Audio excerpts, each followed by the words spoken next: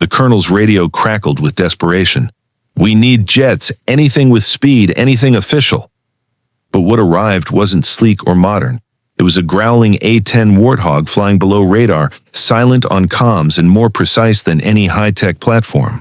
When 12 soldiers were trapped and dying, protocol would have failed them.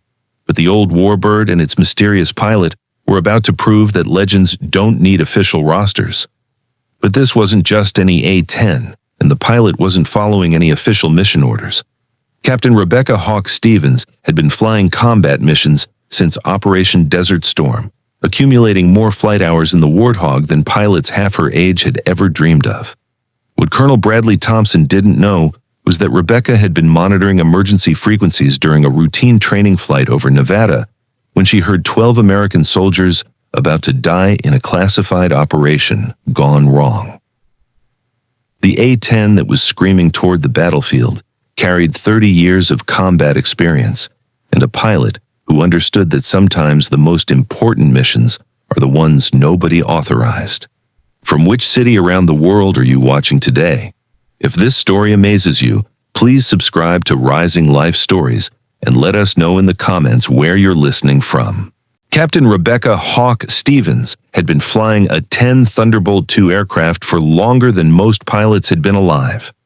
At 52 years old, she represented a generation of aviators who had learned to fly the Warthog when it was still proving its worth as the military's premier close air support platform.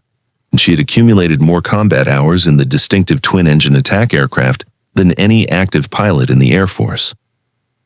The A-10 had been her aircraft of choice since her first assignment to Davis-Monthan Air Force Base in Arizona 28 years ago. While other pilots pursued assignments in faster, more glamorous fighters, Rebecca had dedicated her career to mastering the unique capabilities of an aircraft that prioritized pilot survivability, loiter time, and devastating ground attack effectiveness over speed and technological sophistication. Hawk, you're scheduled for routine training flight 447 over the Nevada test range, came the morning briefing from Major Collins, the squadron operations officer who had grown accustomed to Rebecca's preference for solo training missions that allowed her to maintain proficiency in techniques that newer pilots rarely practiced. Rebecca's training flights had become legendary within her squadron for their intensity and innovation.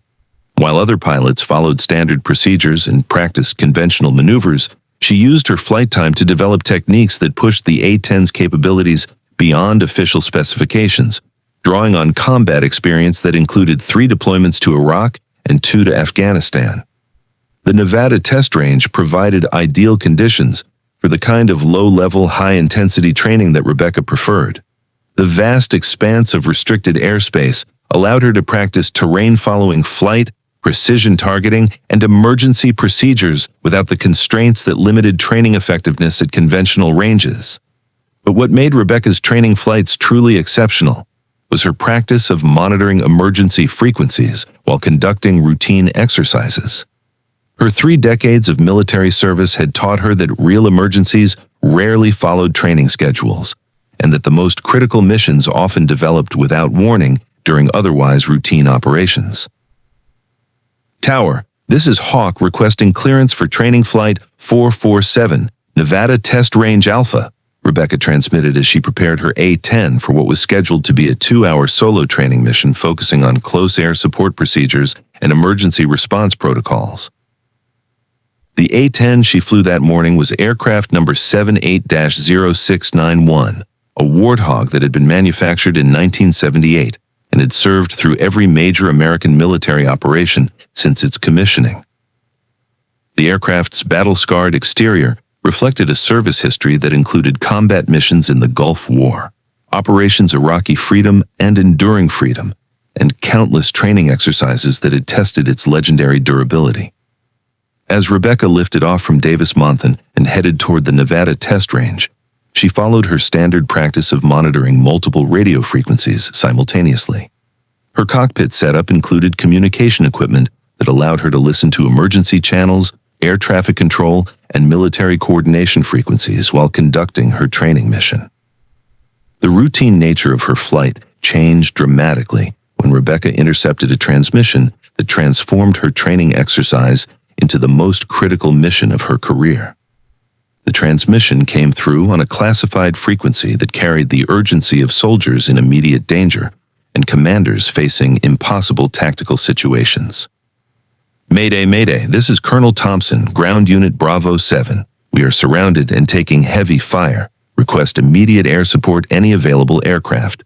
12 soldiers down, ammunition critical, medical evacuation urgent. Rebecca's 3 decades of military experience allowed her to recognize immediately that she was hearing a life-and-death situation that required instant response. The desperation in Colonel Thompson's voice, combined with the tactical details he was providing, indicated that American soldiers were facing annihilation without immediate air support.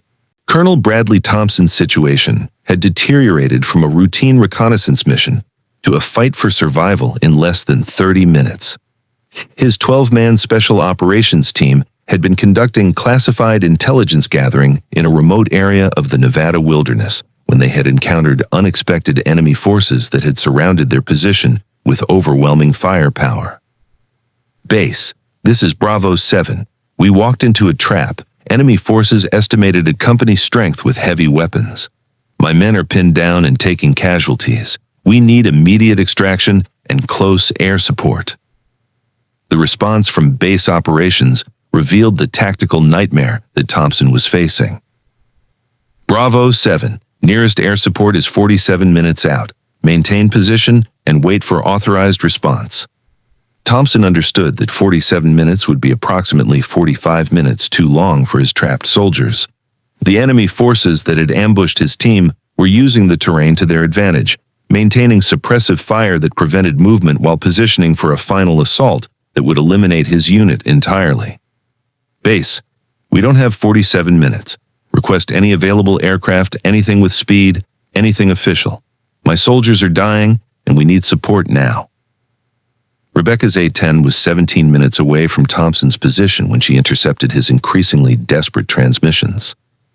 Her training flights over the Nevada test range had given her intimate familiarity with the terrain where Thompson's team was trapped, and she understood immediately that conventional air support would arrive too late to prevent a massacre. Bravo 7, this is Hawk. I have you on emergency frequency. What is your position and tactical situation? Thompson's response revealed both surprise and hope. The call sign Hawk wasn't on any official roster for air support in his operational area, but the professional tone and immediate response suggested military aviation capability that might provide the assistance his team desperately needed. Hawk, Bravo 7 is grid coordinates 341-847, pinned down by enemy forces with overlapping fields of fire. 12 soldiers, 4 wounded, ammunition running low. Can you provide immediate air support? Rebecca's response would commit her to an unauthorized mission that violated every protocol for military air operations. Bravo 7, I'm 17 minutes out in an A-10. Maintain position and mark your location with smoke when you hear my approach. The decision to divert from her training mission to provide unauthorized close air support represented exactly the kind of initiative that had defined Rebecca's military career. Rather than following procedures that would ensure official authorization but delay response, she chose to act on her understanding that soldiers in danger couldn't wait for bureaucratic approval. Hawk, confirm you are authorized for combat operations in this area, Thompson asked, following protocol for verifying air support credentials. Rebecca's answer reflected her understanding that authorization would come from results rather than permissions. Bravo 7, I'm authorized by the fact that American soldiers are dying. Stand by for close air support. As Rebecca diverted her A-10 toward Thompson's coordinates, she began the mental calculations that would determine whether her unauthorized intervention could provide effective support against enemy forces that had already demonstrated superior positioning and firepower. The A-10's design philosophy prioritized exactly the kind of close air support mission that Thompson's situation required. Built around the GAU-8 Avenger 30mm cannon and equipped with precision-guided munitions, the Warthog could deliver devastating firepower with accuracy that minimized risk to friendly forces while maximizing effectiveness against enemy positions. Bravo 7, describe enemy positions and friendly locations. I need precise coordinates to avoid blue-on-blue incidents. Thompson's tactical briefing revealed the sophistication of the ambush that had trapped his team. Hawk, enemy forces are positioned on 3 sides of our location, approximately 400 meters north, 300 meters east, and 500 meters west. Heavy machine gun positions and what appears to be mortar support. Rebecca understood that the tactical situation would require the kind of precision, flying, and target engagement that had made the A-10 legendary among ground forces who had experienced its close air support capabilities in combat conditions. Rebecca's A-10 approached Thompson's position using terrain-following flight techniques that kept the aircraft below radar detection, while allowing visual identification of the tactical situation. The Nevada landscape provided natural concealment that enabled her to assess enemy positions without alerting hostile forces to the incoming air support. Bravo 7, this is Hawk. I have visual on your position and am identifying enemy locations. Stand by for engagement. Thompson's first glimpse of Rebecca's A-10 created a moment of cognitive dissonance that reflected his expectations about military air support. Instead of the sleek, high-speed fighters that typically provided close air support, he was looking at an aircraft that appeared to have emerged from an earlier era of military aviation. Hawk, confirm aircraft type. You appear to be flying an A-10 Thunderbolt. Rebecca's response carried the pride of someone who had dedicated her career to mastering an aircraft that younger pilots often dismissed as obsolete. Bravo 7, that's correct. You're looking at the finest close air support platform ever built, and I'm about to show you why. The A-10's distinctive appearance, twin engines mounted high on the fuselage, straight wings designed for low-speed maneuverability, and armored cockpit built around pilot survivability, represented design priorities that had been proven in combat operations spanning 4 decades. Hawk, your aircraft looks like it belongs in a museum, came a transmission from one of Thompson's soldiers who was witnessing the approach of an aircraft that seemed technologically inferior to modern military aviation. Rebecca's response reflected understanding gained through years of proving the A-10's capabilities to doubters. Bravo 7, this museum piece is about to save your lives. Mark your position with smoke and take cover. The tactical engagement that followed demonstrated why the A-10 had earned legendary status among ground forces who had experienced its close air support capabilities. Rebecca's first pass eliminated the enemy machine gun position that had been keeping Thompson's team pinned down, using 30mm cannon fire with precision that neutralized the threat without endangering friendly forces. Jesus Christ, Thompson transmitted as he watched Rebecca's cannon fire eliminate enemy positions with accuracy that seemed impossible at the speed and altitude she was maintaining. Hawk, that was surgical precision. How are you achieving that accuracy? Rebecca's explanation revealed the advantages that experience in aircraft design provided over technological sophistication. Bravo 7, the A-10 was built for exactly this mission: low speed, high maneuverability, and 30 years of practice. Her second pass eliminated the mortar position that had been providing indirect fire support to enemy forces, demonstrating the A-10's ability to deliver precise firepower while maintaining the loiter time necessary for effective close air support operations. Hawk. Enemy forces are beginning to withdraw from their positions, Thompson reported as Rebecca's attack eliminated the coordinated firepower that had made his team's situation hopeless. You've broken their ability to maintain suppressive fire. Rebecca's third pass provided the covering fire that allowed Thompson's team to begin moving toward extraction coordinates, using the A-10's cannon to eliminate remaining threats while maintaining overwatch protection for the withdrawing soldiers. Bravo 7, you have a clear route to grid coordinates 342-849. I'll maintain overwatch and eliminate any remaining threats during your movement. The effectiveness of Rebecca's unauthorized air support had transformed a hopeless tactical situation into a successful extraction operation, demonstrating how individual initiative could provide solutions that official procedures might have delayed too long to be effective. Rebecca's demonstration of the A-10's close air support capabilities provided Thompson's team with a masterclass in precision flying that redefined their understanding of what aging military technology could accomplish in the hands of an expert pilot. Hawk, "Your accuracy is beyond anything I've observed from modern air support," Thompson transmitted, as Rebecca's cannon fire eliminated threats with surgical precision while his team moved toward safety.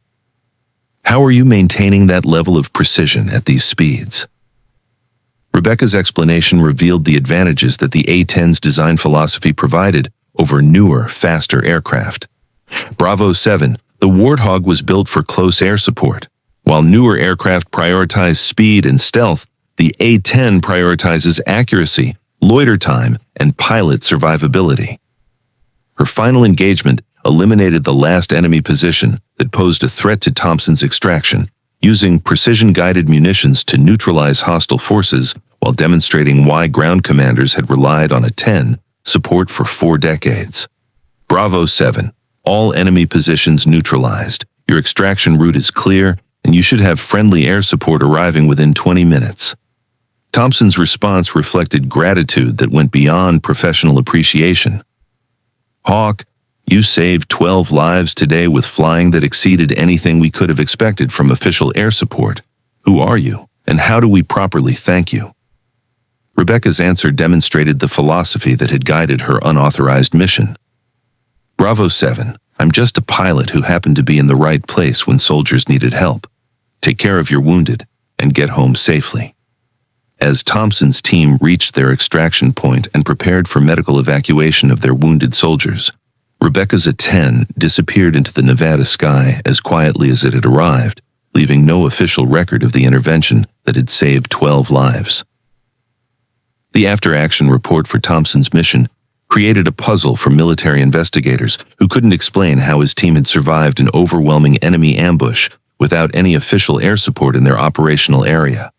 "Colonel Thompson," the investigating officer asked during his debrief, "you reported receiving close air support from an aircraft with call sign Hawk.